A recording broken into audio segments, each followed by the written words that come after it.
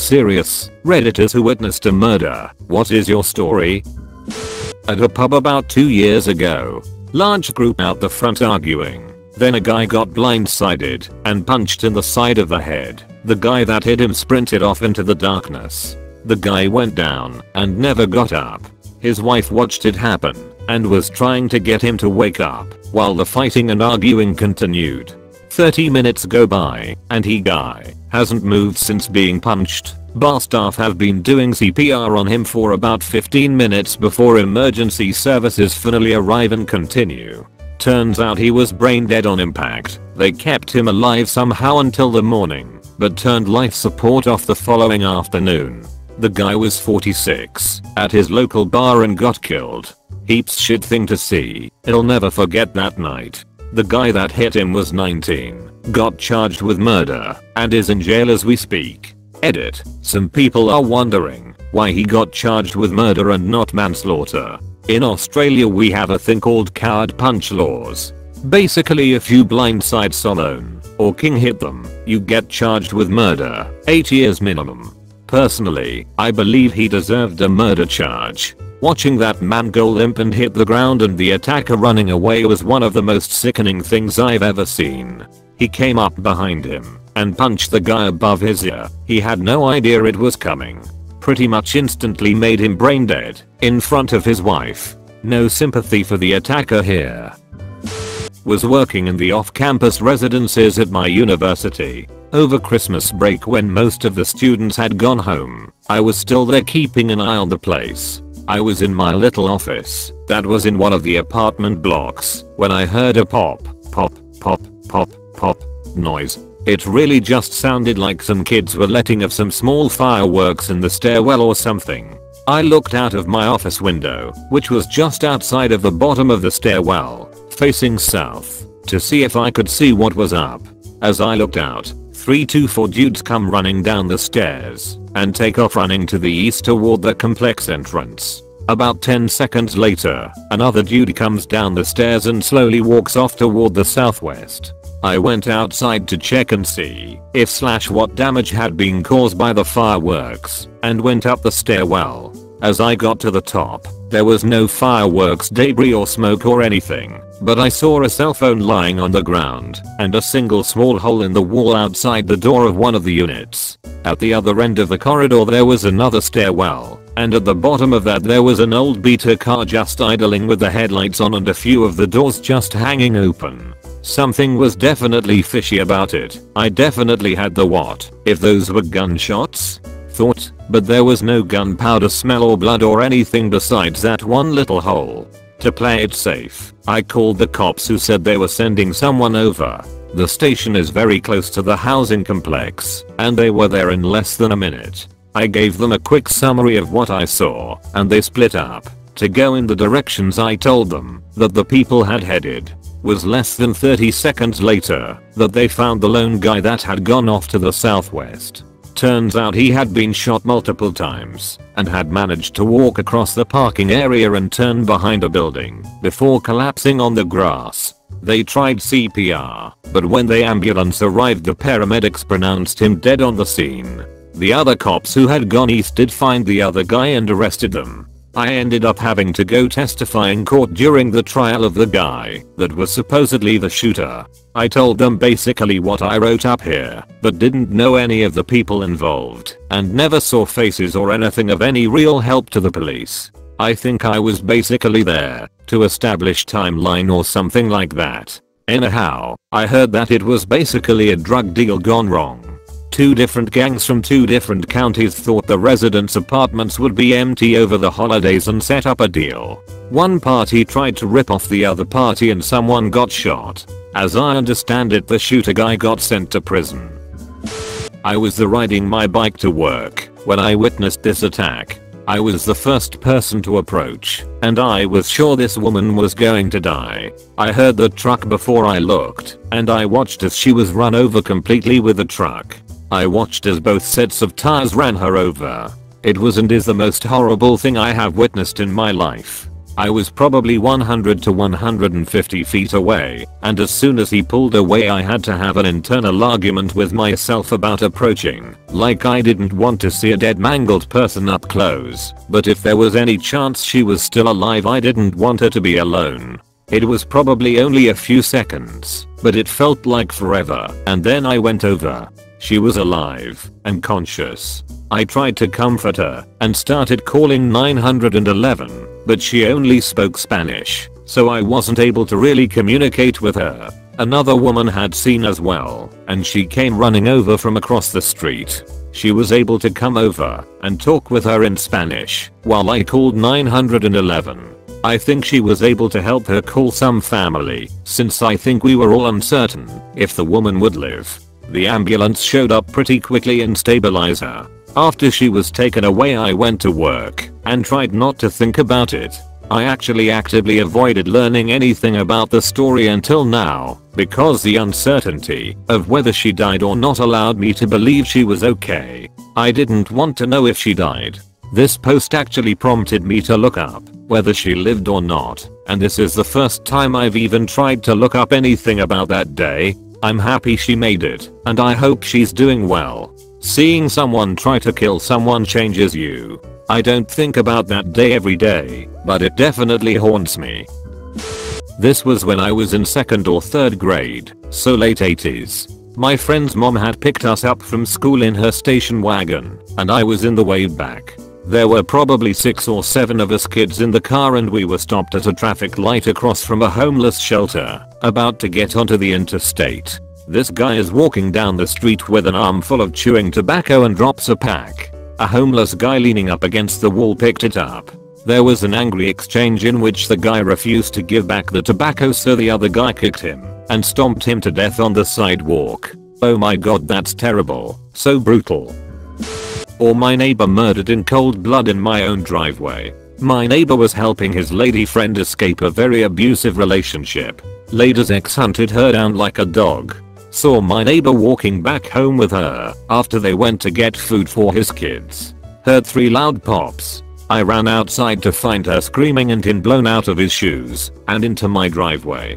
He had a hole in his chest big enough to put my fist in. There was nothing I could do to save him, except sit with him and hold his hand while I prayed for him to pass quickly. I'll never forget that night. 48 hours later I broke the lease on my house and moved in with my boyfriend, who lives in a much safer borough. You were an awesome neighbor and a wonderful father, Kane. You're certainly missed. Edit for those wanting news articles. https://pittsburgh.com/2019/06/22/fatal Mickey sports shooting police chase/edit #2 yes I get it. I misspelled his name. It was an accident. We all aren't perfect. I was around 8 to 9 years old and we were in a vacation village. While we were doing checkout with my family, my father was at the desk. While we were waiting at the lobby couches, an argument broke out between 2 guys who were at the lobby bar. I actually don't know what it was about, because it was in another language. One of the guys grabbed a bottle, smashed it, and attacked the other one, hit him in the neck. That guy fell on the floor, and there were blood all over the place. My mother closed my eyes after that, and took us out, while other people get involved. Years later I've learned that guy lost his life. I saw one guy try to dramatically break a beer bottle at a bar during a fight. He smashed it on the table, and instead of the end breaking off like in the movies, it broke down the middle and slashed his hand to hell. Blood was gushing. I was 16 driving down the highway in the passenger seat of my mum's car about 3:30 p.m. Traffic came to a complete halt and we were in the right-hand lane. So as we are creeping along, a semi-truck appears on the shoulder of the highway. Door swung wide open. As we move past, there is a trail of blood down the doorstep onto the concrete, and then leading about 20 feet further down the road. As we crept further, the trail of blood ended with a man lying face up, completely covered in blood. There were no police or ambulances there yet. This was on a highway in the suburbs of a major metropolitan area in the US. So plenty of people saw before the scene was taken hold of by emergency services. Turns out the truck driver had a partner with him. They got into an argument and the passenger stabbed the driver like a dozen times and then escaped. The murderer was caught about an hour and a half away, one state over. 2 days later. I have to imagine that I was about 5 minutes behind the truck pulling over because the police can be in that spot in about 30 seconds. Being in the passenger seat in the right lane of the highway, I was about 10 feet from the body. Haunting image. A drunk man was pushed down some stairs by the bouncer. Unfortunately, the drunk man was unable to catch himself and instead spun around and landed on the pavement with the back of his head making first contact. He was aloof for a little while, but quickly succumbed to his wound and arrested on the pavement. He was declared dead 15 minutes later in Ed after being transported by ambulance. There was no CCTV or clear evidence of malicious intent that would hold up in court, and the man was known as a drunk and had no friends or family. It was ruled an accidental death. I had to walk past that spot most days going to work, and will never forget his face. The look of mystified horror followed by the glassy-eyed slack-jawed expression that come with death. I was the medic that transported the man. I was by his side from start till the declaration. One of the most visceral experiences of my career thus far. Was walking home one day and saw a couple arguing. The dude started walking off away from the girlfriend's car, and apparently she was not happy with that. She proceeded to get in the car and wait about 5 minutes till he was way off down the sidewalk. I was walking on the opposite side of the road as him and all of a sudden I see a blur and he goes flying like a rocket. She must have been going at least 60 miles per hour. He flew through the air and hit a tree, died instantly. The lady then screamed out the window at his body and drives away. There was blood smeared all over the crumpled hood and I'll never forget the sight of his contorted body at the base of the tree, almost folded in half. I had to talk to the police, and within the hour they caught her at a car wash, trying to clean the blood and chunks off the hood and grill of her car. I was 16 at the time. For those of you concerned, thank you. I actually did have to see a therapist for a few months after. I'm doing very well right now. However, I don't think I'll ever fully get over it. It's one of those things that always sticks with you. Obviously a lot of lead up to the story, but I'm not going there. My girlfriend was taking her dog for a walk while I got showered for work. I'm in the bathroom when I hear voices coming from outside. I look out the window, and to my horror there is my girlfriend talking to her abusive stepfather, who is standing about 5 feet away from her. I couldn't hear what they were saying, but I knew it wasn't good. Stepfather raises his shotgun, shoots my girlfriend in the face, then shoves shotgun under his chin and pulls the trigger. Murder-suicide. Life's never been the same for me since. Lots of messages, so I wanted to say this. Thank you all for the support. It was 20 years ago and though I'll never get over it, I can live with it. It took nearly 2 years before I came to realize there was nothing I could have done to stop it. I will never forgive her family for knowing what that man was doing to her, and they did nothing about it. I'm not really good with words, but I wanted to thank everyone for the kindness and support. I saw a few in Mexico. The most memorable one was the first one I saw while I lived there. I was cleaning out a house with some buddies of mine. A guy was walking down the block. We heard gunshots. I looked out the window and there was that same guy laying out on the sidewalk. A black pickup truck sped by. I think there were 4 guys on back, all with bandanas covering their faces, all with guns in their hands. The thing that stuck with me is they all looked younger than me. I was 22 at the time. According to the paper that was released right after he was from out of town and likely they mistook him as someone else, he was 17.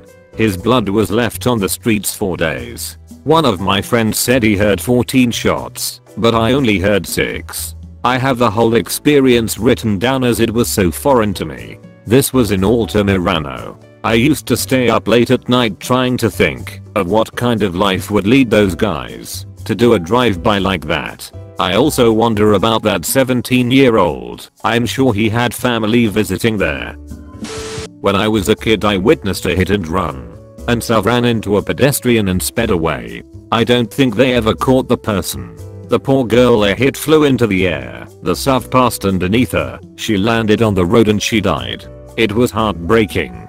She couldn't have been over 25 years old. Granted, this wasn't murder, but I just couldn't believe there was a person there 1 second and then gone the next. It always made me wonder how people could live with themselves after doing that. Then I'd wonder how many people I knew would do the same thing. Eventually I wondered if I was capable of doing something like that too. All it's made me realize is hypotheticals are dumb, because we really never are who we think we are. I also appreciate every year I get older. I've been hit by a car like that. Miraculously I'm fine, but the guy didn't even stop to see if I was alright, or dead or injured. He got caught and lost his license. He later sent me a letter to try and get my forgiveness and explain himself. He said that his reaction was not what he would normally do, but in face of this horrible thing he just did, his brain went into a wild self-preservation instinct and he fled, never looking back. He did not think. He never stopped until he got home, and he said that he was having a hard time looking at himself in a mirror, wondering if he had killed me or if I was okay. He was in his late 60 feet. Worked at a skating rink in the late 80s/early 90s. I was in my late teens. It was Sunday soul night session. Very crowded. About 600 that night. As we were trying to clear the parking lot after closing, gunfire erupted between two gangs. Everybody hit the deck while the shootout happened. A 12-year-old girl panicked while coming from inside and started running. She ran into the crossfire and took one to the head about 6 feet away from me. Killed instantly. Here is the article about the rink itself being a magnet for problems. I've seen people die in combat since, but being a little girl is what haunts me about that one. Edit. Full article. Saw my friend get shot in the head and died a few minutes later during a crossfire between her oldest brother and the police. Was very heartbreaking. I still miss her 22 years later. We were playing on a field next to her house and her brother was watching us. He pulled a gun out, started shooting as soon as he saw the police. I didn't think this would get a lot of attention. Thank you for all the awards and all the happy cake days. For the ones who post it on here. For some reason I cannot see them on the post. But thank you. Sorry if I have not replied to anyone.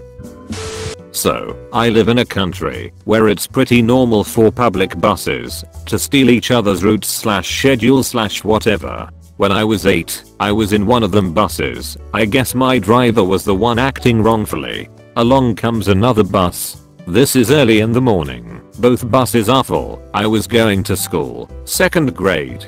The driver of the other bus stops my bus. Both drivers get off to yell at each other. The second driver has a gun, but he is older/more feeble, so my driver grabs the gun and shoots him once. I saw everything as I was sitting by a window. When the body falls and I see the red stain, the world goes quiet for me. The last thing I heard was the soft gunshot, 22 caliber maybe. I get off the bus and walk to school, 20 to 25 blocks away. I don't remember a single thing about it. When I got to school I was pale and wouldn't react when spoken to. Eventually, I came to and was able to speak normally and matter-of-factly. Can't stand the noise of fireworks since. Fun fact, my now husband was in the other bus and also witnessed everything. 5 years ago, there was a attempted home invasion at my house when I was 18. I was downstairs watching Top Gear when I hear somebody trying to break in the door. My father, military type, very protective, confronted the guy and the guy turned around and shot my dad in the chest with a sawed-off shotgun. My dad was able to fire off a couple shots afterwards, killing him. But my father already was on the ground dead. This is a very short version. First time writing this out. Still surreal to think about. Turned out the guy was a felon with 6 butcher knives down his pants. Presumably trying to find some reason to hurt someone. I consider my father a hero. Most people considered his actions stupid or irresponsible, local internet commenters, but you had to know him to understand his mentality. If you want the full detailed story in my recovery, or if you're struggling with PTSD, PM me. Edit. I was 5 feet behind my father the whole time. Will never forget holding my father in my arms, holding his gunshot wound. Thank you everyone for such kind words. Really makes me think. Thank you so much. The end. Thanks for watching.